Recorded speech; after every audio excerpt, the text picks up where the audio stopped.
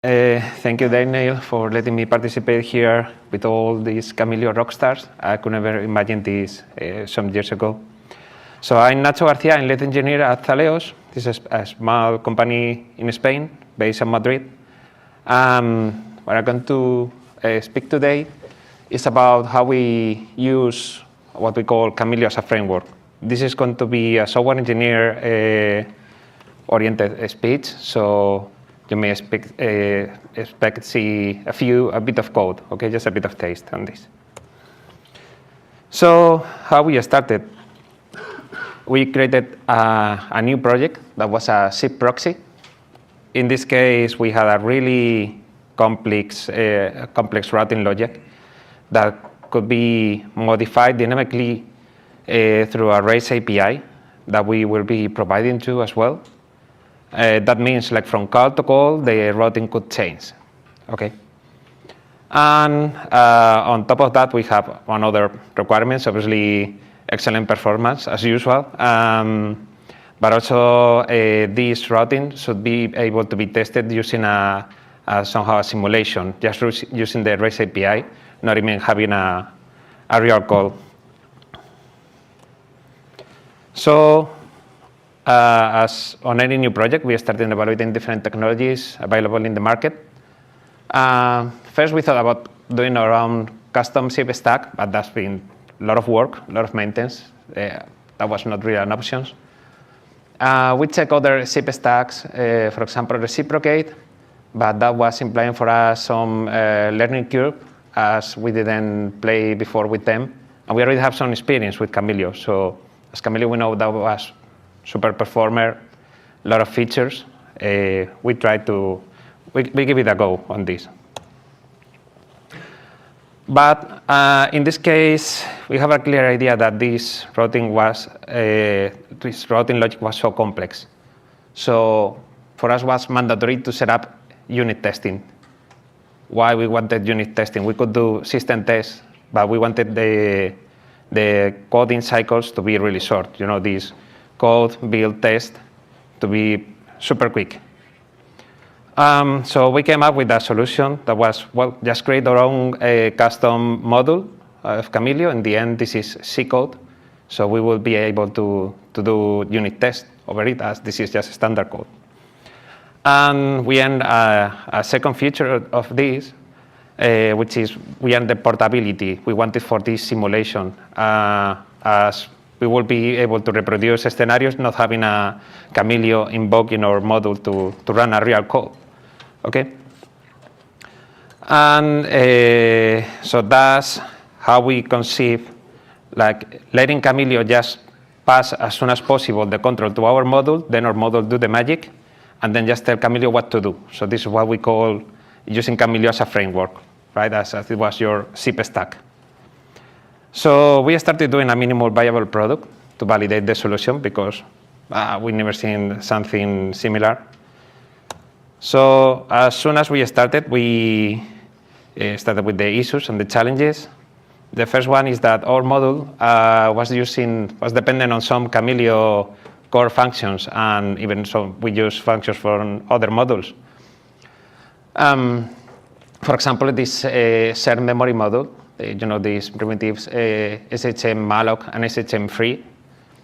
We use that for setting the configuration across all the Kamailio threads. The configuration we change using our REST API. And obviously that was a problem, because we wouldn't be able to solve this. We will end up getting back to this complex system level test. So what we did, we applied some software engineering here, and we decided to isolate and try to separate our code from Kamailio.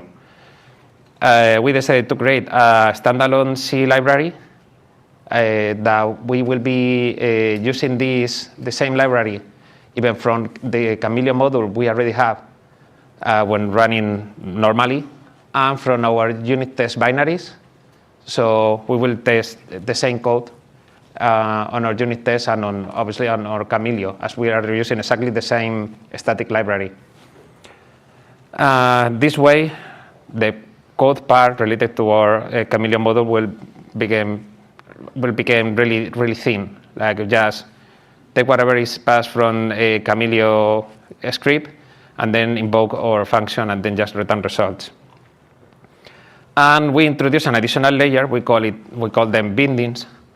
This layer were a set of headers and C sources, and that's the only place we allow to put or to use a Kamailio actual code. So, for example, we created a Kamailio binding for the shared memory module, and we did for the unit test that gave us the ability for the unit test we use some mocks there, the mock implementation. You have here as an example that we were just using a standard malloc or standard free for shared memory. But when running for real in Kamailio, we use the real Kamailio functions. And in order to get better this thing of the unit testing, we researched some tools, and we found out, and we were really happy with the seedling framework. Seedling framework is from Throw the Switch company, and it has two main utilities: Unity, that we use for test runner and for making assertions. It's really handy. You can select which test you want to run, and also integrates with GCOV. So we started getting really early coverage reports on our code, and CMOC, that was very useful for mocking functions. That we use that for just mocking our own code in order to have successful unit tests, but also that was super useful to mock the bindings we created earlier.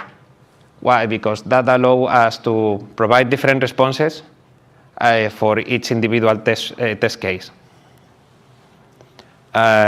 With all of these and these code coverage metrics, we were really confident on this solution, and we were really happy.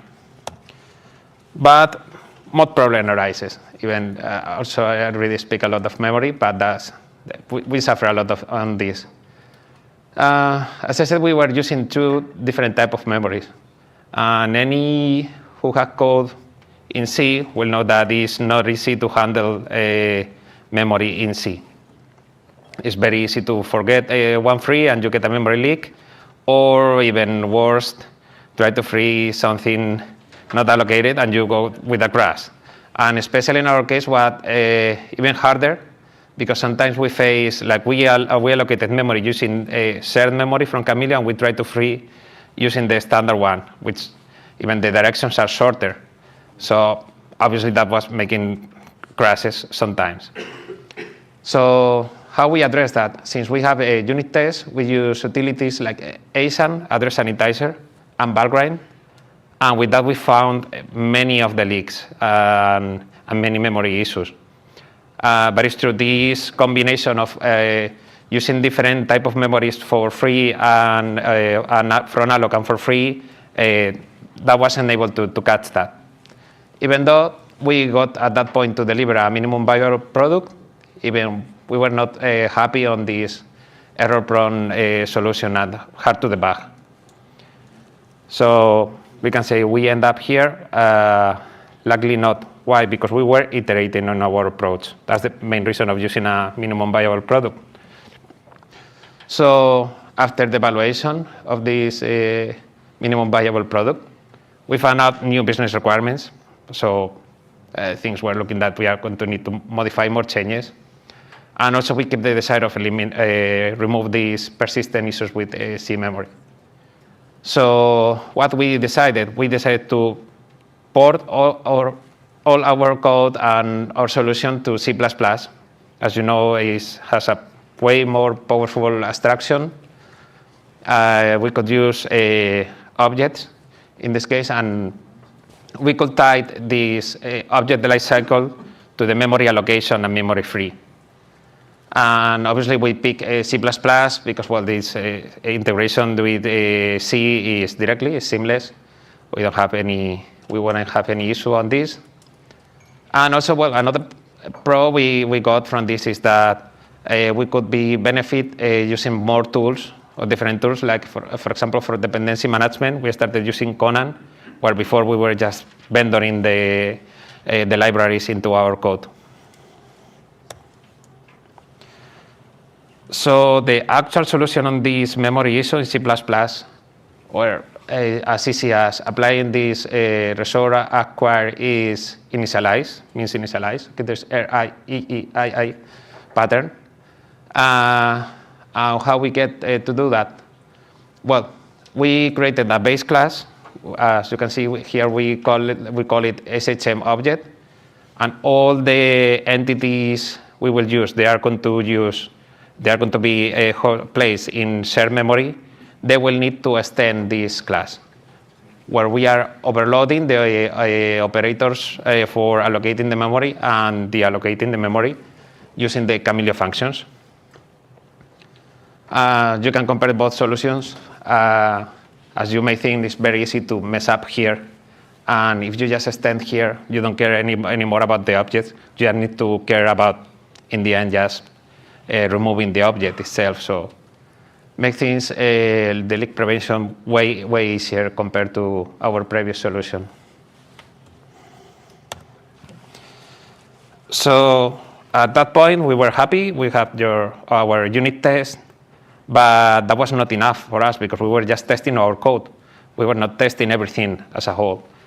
We will need to ensure this regression with Kamailio, and when we update Kamailio versions, that everything went smooth and went confident. So the good thing is we already have some experience with CP. So we started creating different CP scenarios. For example, at that point on this product, we have more than 250 different CP scenarios. Maybe we went a bit crazy. I'm sure, but maybe even there are more crazy people than us here. And also that was really helpful for us to testing different transports. So as we wanted also to have a really good system test, we end up creating our own tool. Our own tool that took advantage of these REST API provisions that was a requirement from the beginning. So with our tool, we were able to provision a specific scenario, test the functionality, and then deprovision. So each test has its own environment, clean and nice to work. Second, we put in place containerization. We managed to run everything into Dockers.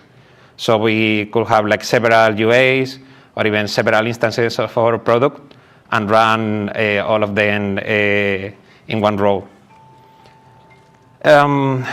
Also, as you may know, CP is really verbose when you do a scenario. So we provide our tool with a template engine. So we managed to have very concise and small scenarios. Obviously, with all these features, that was one of the goals of this, that was having a CI integration on this, just run all the tests we have in CI. So with few clicks, we know everything is good, and on each change, we know we were not breaking anything. And we managed also to parallelize all these 250 tests. You may think it will take a lot to run. As far as we could parallelize in different tranches, we managed to run in 10 minutes all the build and all the tests we have. And as you may notice, since we have a good foundation on this functional testing, going with load testing, just using the features that CP provides, and implementing this concurrency testing where we mix different scenarios running at the same time, trying to see if there is any interaction or problem or race condition between them. That was not really hard with all this background work we already had in place. Well, this is a report from this product, so you can see a bit the complexity and the coverage we get. So we are almost 25K lines of code. Right now we are on the 80% of coverage, which makes us really, really happy. So how we get to this, how we succeed? I think the main thing, even we have good skills engineers in the team, the main thing is just apply software engineer approaches. all the steps that all of us we know we should know, starting from analysis, specification, design, architecture, construction, coding, and testing, and just apply this iteratively. Please use this minimum viable product approach with an agile mindset, so you can find out not only issues, technical issues, but also issues on the business requirement. Try to pick the right tools. Obviously, that will help you a lot on regards to quality and your how efficient you work. And please set up tests from the day one if you can. So you are going to be way more focused on the code you do, and likely your code is going to be better structured. In conclusion, after doing a deep analysis, and we got a successful solution, I would say that don't be afraid on making big switches. For example, that the switch we did from C to C++. Even at the beginning sounds like that was kind of a lot of changes, a lot of crazy. That was crazy. In the end, I think it's important to learn from the mistakes. And in the end, the benefits really outweigh the cost for us. Keep the quality focus, try to not miss that. And as I said, pick the right tools. In this case, we picked Kamailio, Seedling, CMake Conan.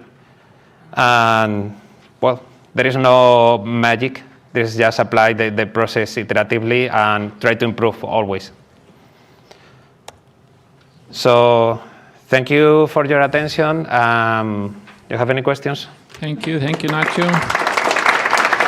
So yeah, there was some discussion in the development group to make Kamailio part of it as a library, but we haven't got there. I see some companies made progress in parallel.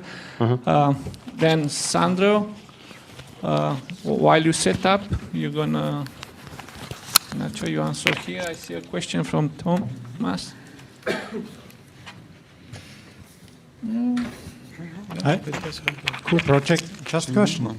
So did you ever consider a Kemi language? So something like Lua or Python? Because it's quite fast, is it, Daniel? So did you ever measure it? I didn't mention that. Was some years ago. When Kemi was almost born, almost starting, we considered, but didn't fit well on this. All these things, setting up the REST API all together. That that wasn't as a good fit. I'm not sure if we take recent versions of Kamailio and we see if Kemi could do something on trying to, because we are launching our own process externally. And on Kamailio, as far as we understood, at least on that time, the Python code only gets code when you receive a call. And we needed to run some servers on the mod init function, right, when all the modules were in it. But yeah, it's something we evaluated, but it's true, at that point was kind of first year, second year of